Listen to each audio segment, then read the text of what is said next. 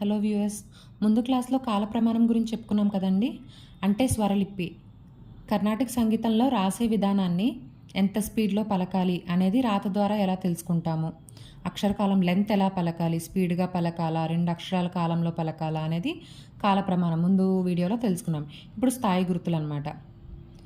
మధ్యస్థాయి సా నుంచి తారాస్థాయి సా వరకు స్థాయి అంటారు. మధ్యస్థాయి తారాస్థాయి ఏంటో చెప్పకుండా స్థాయి అని అంటున్నాను ఏమిటో అనుకుంటున్నారా? అదేమీ లేదండి. సరిగమలు స్వరాలు ఉన్నాయి కదండి, ఇవి మన కర్ణాటక సంగీతంలో పైన చుక్కలు ఏమీ లేకుండా సూచిస్తే అది మధ్యస్థాయి అంటారండి. ఈ లైన్ అనమాట, సరిగమ పదని. ఇది చుక్కలు ఏమీ లేకుండా రాసాం కదండి, దీన్ని మధ్యస్థాయి అంటారనమాట.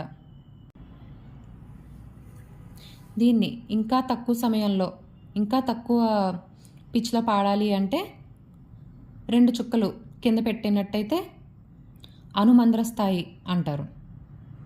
అనుమంద్రస్థాయి, అనుమంద్రస్థాయి, మంద్రస్థాయి, మధ్యస్థాయి.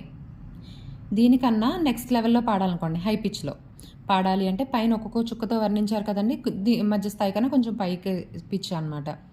అదేమంటారంటే తారాస్థాయి. దానికన్నా కొంచెం హై పిచ్లో అతి తారాస్థాయి. పైన 2 చుక్కలతో, ప్రతి స్వరానికి 2 చుక్కలతో వర్ణించారు కదండి.